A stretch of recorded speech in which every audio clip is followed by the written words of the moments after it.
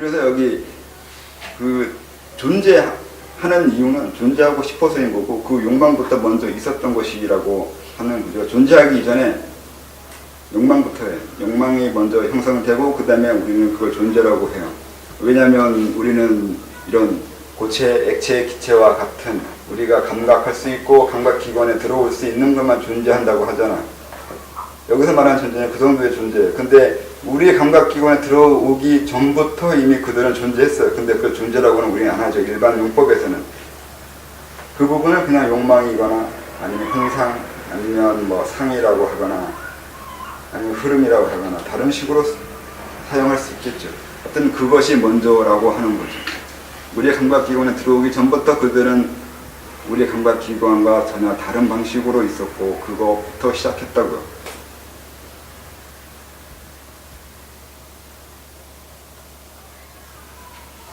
그런데 왜 우리의 감각기관에 들어오냐면 존재하기 위해서는 자기 혼자 존재하는 게 아니라 다른 것과 관계해서 만들어져요.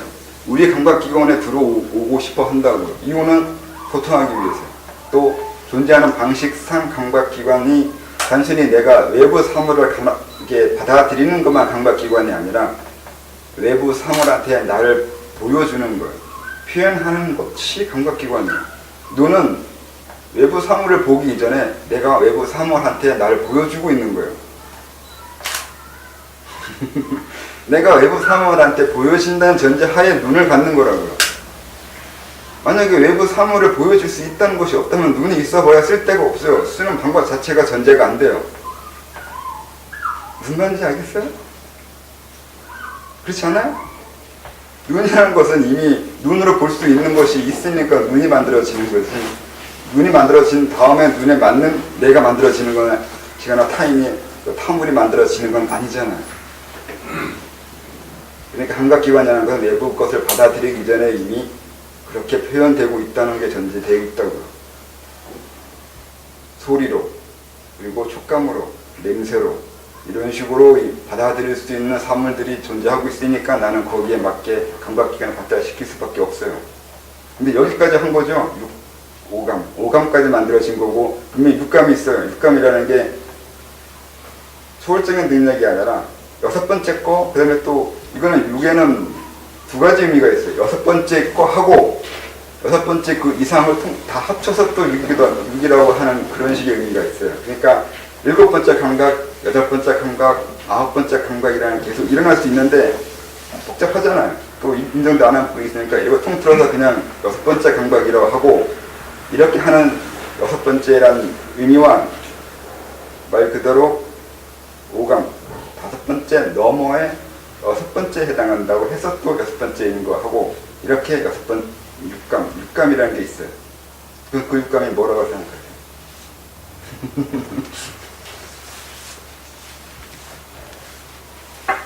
아무튼 그런 식으로 또 뭘 설명하다가 너무 까먹었네. 오늘 이렇게 머리가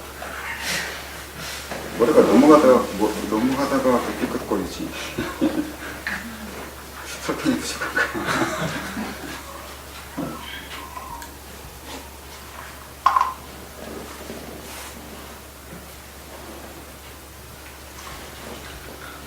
감각은 소통하기 위해서 존재하는 방식, 그러니까 오감으로 들어오게 만들어진 것도 그런 식으로 소통하기 위해서인 거고 오감을 가지게 된 것도 그런 식으로 소통하기 위해서요. 육감이 만들어지겠다면 다른 사람이 그 육감을 감지할 수 있어야 나의 육감으로 그 사람한테 표현할 수 있는 능력이 형성되거나 이미 육감으로 받아들일 수 있는 것이 있을 때 육감이 발달되거나 사실 뭐가 먼저인지는 뭐가 먼저일까? 애매하네. 나중에 설명하고요. 뭐가 먼저, 정말 받아들이는 게 먼저인 건지 표현되어 있는 게 먼저인지는 이것도 고민해 봐야 될 문제인 것 같은데 아무튼 나한테 육감이 형성되려면 육감으로 볼 수 있는 것이 상대방한테 있어야 돼요. 근데 지금으로 봤을 때는 사실 육감으로 받아들일 수 있는 것들이 별로 없어요. 여러분들은 육감을 쓸 줄 몰라요. 여러분들이 육감을 쓸 수 있어야 저도 육감이 발달이 돼요. 여러분 마찬가지예요. 다른 사람이 육감을 쓰고 있어야 내가 그 육감을 쓰려고 애쓸 거 아니에요. 그래야 내 감각기관이 생긴단 말이에요. 이런 식으로 표현하면 상대방이 먼저 쓰는 거, 내가 그것을 받아들여야 될 거. 그러니까 표현이 먼저라고 말을 하겠는데 지금으로서는 육감은 그렇다고 생각해요. 육감이 생기려면 육감을 표현한 사람들이 더 많아져야 돼요. 그러면 죽기 살기로 육감을 만들겠죠. 인간은 진화하기 위해서 무슨 일을 쓰고 있거든요. 그 진화는 생존을 위해서잖아요. 생존하기 위해서 육감을 만든다고요. 그게 좋아서가 아니에요. 상대방이 그거 가지고 쓰고 있으니까 내가 못 쓰면 내가 생존하기 위해서 그 결점이 있는 거잖아요. 그럼 못 견뎌요. 이 생물들이나 이 세상에 존재하는 것들은 남은 가지고 있는데 나는 못 가지고 있다는 것을 견디질 못해요. 왜냐면 생존에 그만큼 엄청나게 피해를 받거든요. 그게 진화잖아요. 생존 경쟁이잖아요. 그래서 육감을 쓰는 자들이 생기면 생길수록 육감을 쓰는 사람이 더 많아지고 우리는 그 감각기관의 발달이 되겠죠.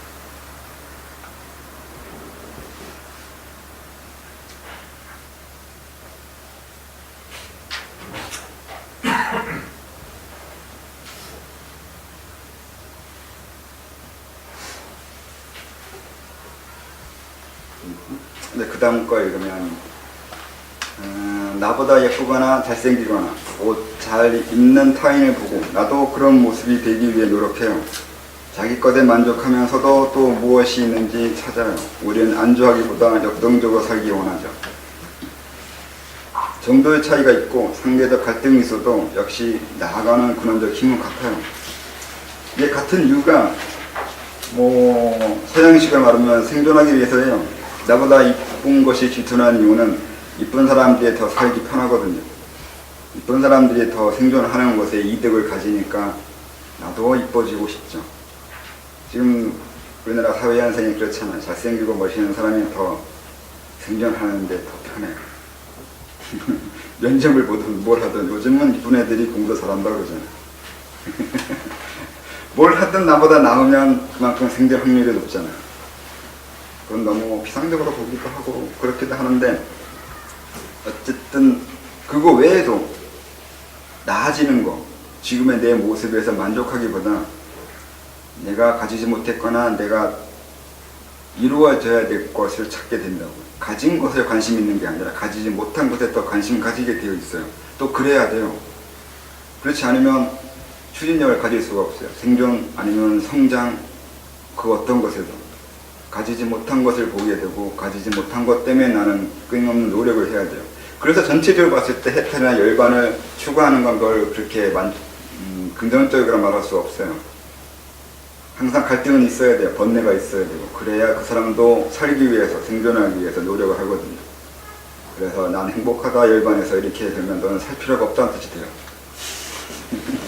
왜냐면 열반에 들어갔으니까 딱히 마음의 불편함이 안 일어날 거 아니에요. 그러면 감정이 안 일어난다는 건데 감정 안 일어나는 것을 목적으로 수련한다면은 그럼 죽으면 되거든요. 존재하지 않으면 돼요. 감정 안 일어난다는 건 존재하지 않는 것이 되잖아요. 여기 있는 이런 식의 이론이라 하면 존재하지 않는데 존재하지 않는 건 뭐죠? 아무 의미 없어요. 그러니까 난 아무 의미 없음이라고 쓰고 있는 거죠. 자기를 이렇게 정의하고 있는 거죠. 아무 의미 없는 존재가 아무 의미 없다고 말해봐야 너는 그걸 역설이란 거 아니 모르게 되는 거겠죠.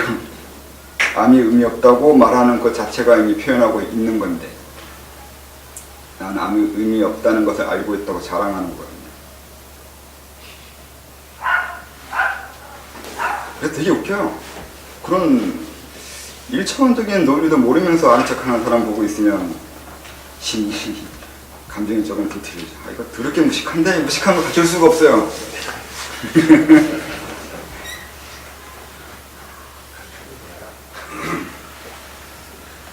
예, 가르쳐도 몰라요. 이유는 그것도 감정이거든요. 내가 어떤 지식을 획득하는 건 감정이 있어야 돼요. 그 지식을 획득할 만한 감정이 나한테 있어야 그게 획득이 돼요. 내가 표현해야 그 표현한 것을 감각할 수 있는 감각이 생겨요. 이것도 감각이라고 말할 수 있어요. 이런 식으로 들어가면 감정 하나에, 감각 하나에, 그러면 감각이 몇 개겠냐고요. 네, 아까 말한 사람은 수천, 수만, 도대체 이게 분리하는 만큼이에요. 그것도 그러니까 오감도 오감만이 있다고 얘기하는 것은 오감이 있다고 들어왔기 때문에 오감이라고 생각해요. 정말 오감인지 백감인지 천감인지 그걸 어떻게 알아요? 또는 오감만 있다고 생각하니까 평생 오감 가지고 자기 사고책을 만들고 그 한계 내에서 살겠죠. 근데 그렇게 아니고 오감에 넘어서 있는 감각까지도 감신 두고 살아간다면 5개밖에 보지 못하는 사람, 그리고 1000개를 경험할 수 있으면 1000가지를 보는 사람이 되는 거죠. 그 차이는 말 안 해도 되잖아요. 얼마나 많은 걸 느낄 수 있느냐, 얼마나 많은 감정을 가지고 있냐고, 얼마나 많은 감정을 가지고 있냐가 얼마나 많은 걸 보면서 살고 있는 사람이 되는 거죠. 그럼 벌써 수준이 달라요. 근데 감정 없음을 추구하면 이런 욕날 뻔했다. 그러니까 그 감정 없음을 추구하면 안 된다니까요. 그 감각 하나를 죽이겠다는 것이 된다고요. 다르게 표현하면. 맞죠? 이렇게 얘기하면 그렇게도 되잖아요. 이것도 도를 닦겠다고 하는 것도 도를 닦고 싶어 하는 욕망이 생긴 거잖아요. 그래서 도의 세계에 대한 지식이나 감각이 생긴 거잖아요.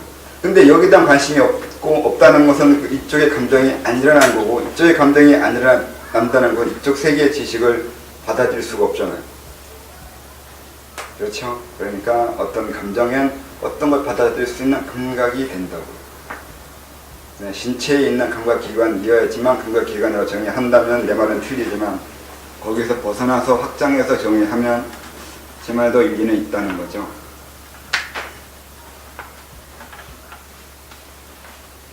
항상 하는 말이지만 제 말은 사실은 아니에요. 알아서 들으세요. 근데 감정에는 갖고 싶은 거, 그리고 싫어하는 거, 뭐 이렇게 여러 가지 감정들이 많이 있잖아요. 감정에도 종류가 많은데, 그렇게 따지면은 뭐 하고 싶지 않다 그러면은 그거는 의미가 없지 않습니까? 하고 싶지 않은 것도 하고 싶지 않은 감정이 있기 때문에 그렇게 말하는 거예요. 하고 싶지 않은 건 없어요. 하고 싶지 않은 말 자체가 있을 수 없는 말이에요. 그러니까 뭐라고 처음 그게 뭐라고 했어요? 그 좋은 감정, 싫은 감정이요? 예. 좋은 감정, 싫은 감정 얘기했잖아요. 이것도 좋은 감정, 싫은 감정이란 말이 있으니까 그 말 쓰는데, 사실 좋은 감정과 싫은 감정 그 중간에 몇 개의 구분할 수 있어요. 조금 더 좋은 감정, 조금 더 좋은 감정 식으로 얘기하면 그 분할은 무한해요. 무한하게 분할할 수 있어요. 그 단순히 이건 좋은 감정이라고 하는 건, 이건 좋은 감정이라고 생각하는 자기만의 그 측정 기준이 있기 때문에 이건 좋은 감정이라고 얘기하는데, 그걸 수치로 나누면 어느 정도 수치에 해당하는 좋은 감정이라고 이것도 측정이 돼요. 퍼지로는 있잖아요. 예, 자기 감정도 퍼지로 나누면 단순히 좋은 감정이 아니라 어느 정도 숫자에 해당하는 좋은 감정이 돼요. 그 숫자의 끝은 사실 없어요. 그래도 지금 제가 느끼고 있는 어떤 좋은 거다, 갖고 싶은 거다라고 해야지 그거를. 아니요, 갖고 싶다는 것도 마찬가지예요. 어느 정도 갖고 싶은 거예요. 갖고 싶다는 게 내가 가지잖아요. 그럼 이게 몇 분, 몇 시간, 몇 년, 몇 십 년을 가지고 싶은데요. 분단할 방법은 많아요. 단순히 가졌다고 해서 내가 가졌다고 말할 수 없어요. 줬다 뺏는 것도 많잖아요. 근데 내가 다 줬다 뺏는 거예요. 언젠간 내 것이 아닌 상황이 된다고요. 그게 10년일 수도 있고 100년일 수도 있어요. 근데 분명히 내 거 아닌 상황이 생겨요. 그거 가지고 가졌다고 얘기하잖아요. 그건 그 정도 시간 내에서만 살고 있는 거예요. 그러니까 이것도 생각의 한계라고요. 그 사람의 사고 한계가 그러한 거지, 그 의미가 그렇다는 건 아니에요. 네. 그렇게 알게 만들어져 있는 거죠, 이 사회가. 네. 사회 구조가 그런 거예요.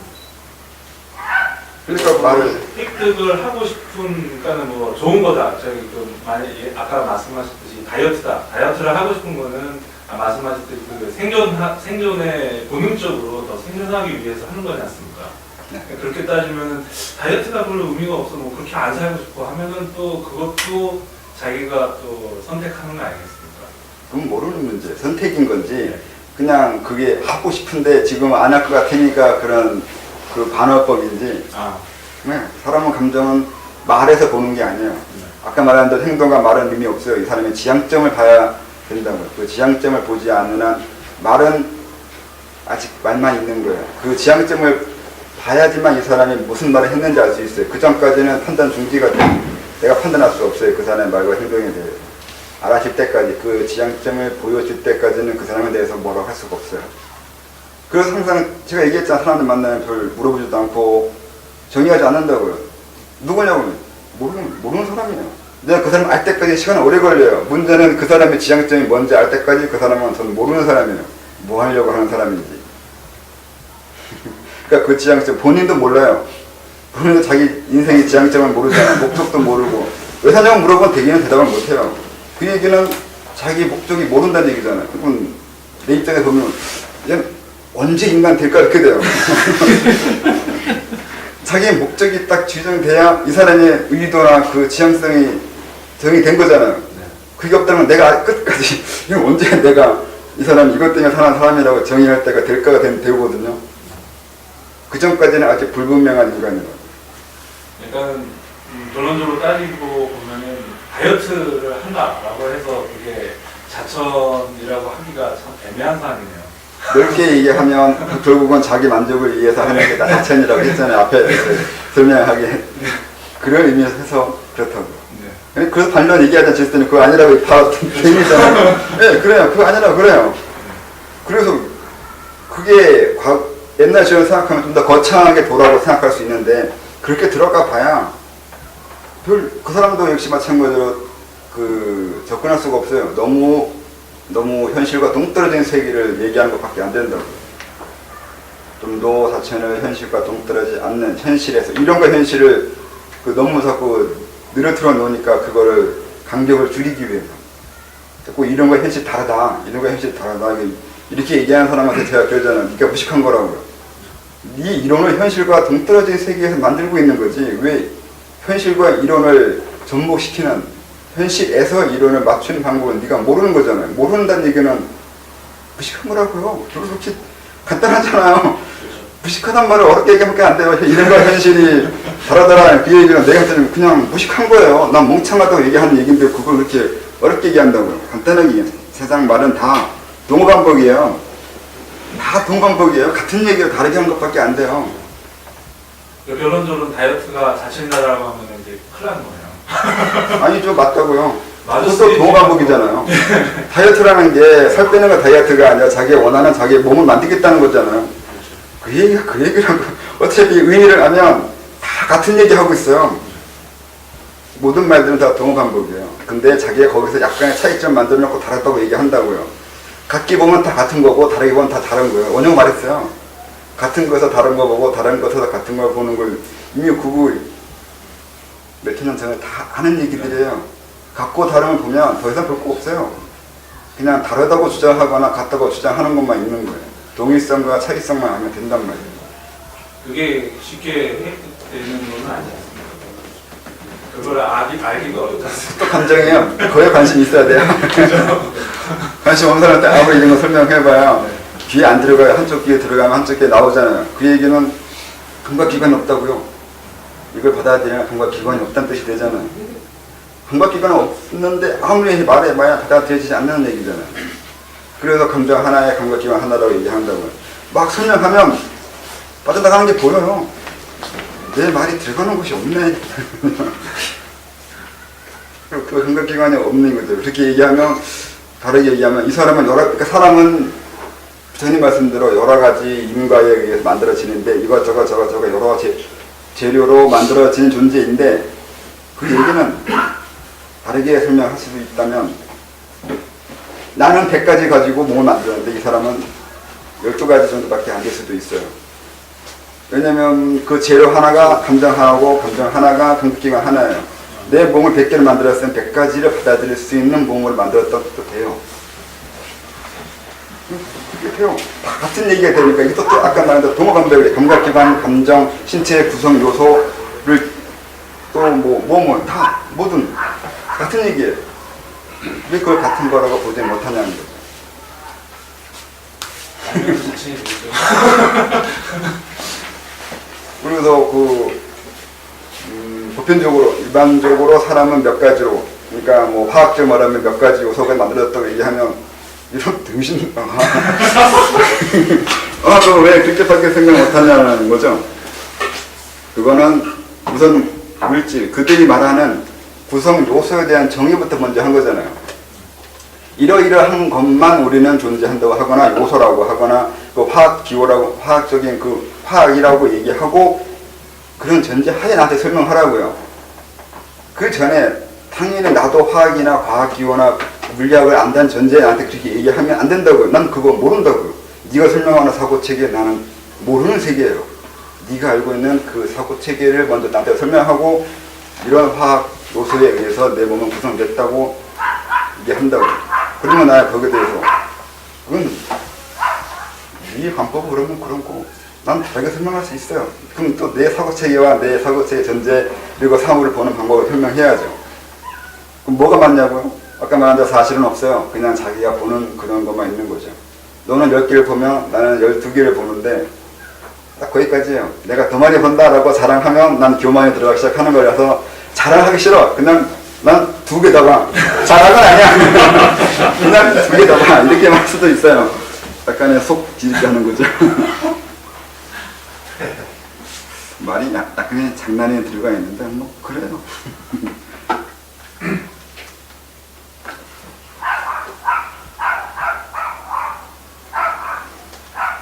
그리고 행복하고 싶어서 방법을 적극적으로 찾고 심리적 충만을 위해 내 감정에 충실한 목적을 추구하고 자신의 소중함과 그것을 지키기 위해 노력합니다. 이런 모든 행위가 자천이라는 인식이 선행되어야 해요. 예, 지금까지 열심히 설명한 내용인데 우린 자천 중이에요. 명확하게 이것을 알아야 해요. 왜냐하면 자천에 대한 오해와 인식과 잘못된 여러 편견이 앞으로의 자천에 많은 방해가 됩니다. 자천이라는 것이 호흡이나 명상이나 어떤 기술적 방법을 택해서 이런 것을 따라 하기만 하면 되고 열심히 노력하면 된다고 하지만 이건 크게 잘못된 생각입니다. 처음엔 별 어려움이 있을지 몰라도 차차 그 자천 진도가 나아갈수록 어려움이 있게 되는데 이건 너무 미묘하고 어려운 걸림이 있어요. 이것도 오늘 설명한 걸로 설명하면 자천하는 방법이 또 감각하는 방법처럼 되고요. 어떤 자천법을 했냐에 따라서 그 사람이 생각하는 도의 세계가 정해져요. 호흡으로 수련한 사람은 호흡으로 수련할 수 있는 도에 대한 이해만 생겨요. 그렇잖아요. 봤죠? 이게 지금 우리나라에서 이루어지는 수련 단체를 들어가서 이렇게 보면 만약에 그 수련 단체가 주문을 하는 곳이면 주문으로 형성된 자천 관념 체계가 만들어져요. 호흡을 하는 곳이면 호흡으로 말할 수 있는 것만 자천이라고 그리고 도라고 설명하는 것이 되고요. 그러니까 어떤 자천을 하냐 어떤 수련을 하느냐가 그 사람의 사고 한계를 만들어요. 그렇죠? 여기도 해봤을 거 아니에요. 여기 저한테 오기 이전에 많은 걸 공부했잖아요. 그 공부하면서 생각 보면 내가 그 공부한 또 수도한 그 기법 내에서 자기 도에 대한 세계, 세상에 대한 세계, 각성이라고 해봐야 그 각성의 한계도 마찬가지로 내가 수도법 한계 내에서 설정된다고요. 이미 철학자가 얘기했잖아요. 내가 종교인, 그러니까 기독교인이면 아무리 화천한적인 깨달음을 얻어도 기독교 한계 내에서예요. 이런 얘기가 어떤 철학책이 있어요. 그렇잖아요. 불교 믿는 사람이 자기가 어느 견성을 해서 다 한다는 거 얘기해봐야 웃기는 얘기예요. 그냥 불교에서 사용된 개념만 이해했을 뿐이에요. 왜냐면 그 사람들 말하는 거는 보면 그 정도 한계 내에서밖에 안 하거든요. 세상은 다 할 수 없어요. 왜 다 할 수 없냐면 이 세상이 어디까지가 다인지를 알 수가 없어요. 그 말 자체에 이미 오류가 있는데 그 정도도 모르면 그게 이상하잖아요. 그러니까 논리를 배워야 돼요. 우리는 어렸을 때부터 논리를 가르쳐야 돼요. 논리가 서양 게 아니에요. 서양 것만 논리를 하는 게 아니라 서양이 동양한테 논리를 배웠어요. 이미 칸트가 얘기했잖아요. 뭐라고 얘기했지? 이율배반이요. 이율배반은 2000년을 모르는 게 이해가 안 간다 했잖아요. 또 전전하게 한 말이에요. 2000년 동안 자기 서양인들이 이 이율배반을 모르는 등신들이었다는 뜻이 결국은 이렇게 여기 나오는데 이 말을 쓰게 되는지는 모르겠네요. 결국은 그게 이율배반도 받아들일 수 없을 정도로 감각을 막았다고요. 감각을 막고 감정을 막고 머리를 막았고 사고를 막았다고요. 왜요? 이건 의도적인 거죠. 카톨릭이 막았어요. 더 이상의 사고 확장, 사고 성장이 이루어지는 것을 의도적으로 막은 것이 돼요. 사람이 똑똑해지면 그러니까 우리 지금 말하면 머리 커지면 벌장머리 없거든요. 똑같아요. 사고를 막는 거예요. 논리를 못하게 하는. 그러니까 논리가 무서운 거예요. 어떤 논리를 가지고 있냐가 이 사람이 어떤 사고를 할 수 있냐 되고, 사고 한계가 되고, 그 한계가 그 사람의 크기잖아요. 그 논리가 그래서 중요한 거예요. 그래서 서양의 논리를 파고든 게 그래서 그렇다고요. 근데 그 논리를 파고들 때 공부한 건 뭐 유클리드나 그 외에 다른 것들을 했다고 하지만 유클리드 기하학은 상당히 유치하거든요. 그래서 결국 넘어오는 건 불교 논리예요. 불교 논리가 더 어려워요. 이미 용수부설이 쓴 이 논리 보면 굉장히 어렵고 복잡하거든요. 그걸 서양인들이 수학에서 베껴가죠. 많이 베껴가요, 논리를. 다 베껴가요. 그 이후에 이제 서양이 더 발달한 것도 있는데 그런 식으로 이미 동양에서는 당연한 논리들이 서양에는 얼마 전에서야 이제 계몽됐죠. 지들이 계몽된 건데 우리를 계몽시켰다 거꾸로 하는데 항상 뭐 하나 알면 지가 다 안다고 그래요. 항상 그래요. 그들도 마찬가지로 자기 한계 내에서 세상을 본 거라고요. 자기 한계 내에서 깨달았으니까 세상을 다 한 것처럼 하지만 역시 자기가 어디까지 안 건지는 알 수가 없다고요. 이게 또 문제예요. 자기가 어디까지 이해했는지 자기 한계성을 파악하는 게 제일 어려운데 이건 누구나 그래요. 불교에서 항상 그걸 경계했어요. 자기가 다 한다고 얘기할 때 누군가가 그건 다 한 것이 아니라고 말해주기 전까지는 역시 세상에 다 한다고 얘기한다고. 그런 식의 교만함은 불교에서 많이 경계했어요. 그래서 불교의 지구상에서 불교만큼 위대한 그 종교는 없어요. 그리고 종교 자체가 이제 불교도 말 자체도 그렇고 서양식의 그 논리나 종교나 이런 것들은 근래에 만들어진 것들은 상당히 좀 어려워요. 복잡하고 의미도 있고 많아요. 그것이 어딜 걸 보고 했는지는 뭐 뻔한 거긴 한데 과거 성경이나 그 토마 아퀴나스나 아우구스티누스나 얘네들이 쓴 논리는 상당히 유치해요. 근래에 들어오는 이런 요즘 종교는 뭐라고 그러는지 모르겠는데 개신교 이후의 종교 혁명은 뭔지 모르겠는데 걔네들은 위대해요. 정말 많이 애쓰고 있어요. 근데 아직은 불교만큼은 못 가죠. 불교만큼은 할 수가 없어요. 그만큼 불교는 다 걸려요. 이게 제가 이게 써있는 것도 보면 알지만 설명하다 보면 불교에서 이렇게 말한다고 얘기할 수밖에 없거든요. 그리고 불교에는 분명히 이것저것 있는 거 많이 해놓은 게 있어요. 또 뭐 폭탄 시작한다. 너무 멀리 간다. 선생님, 한 가지 질문이 있습니다. 예.